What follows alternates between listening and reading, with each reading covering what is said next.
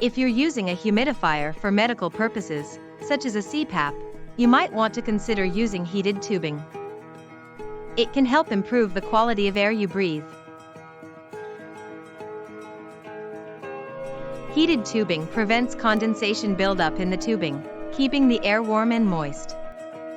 This can be especially helpful for patients with respiratory issues like sleep apnea.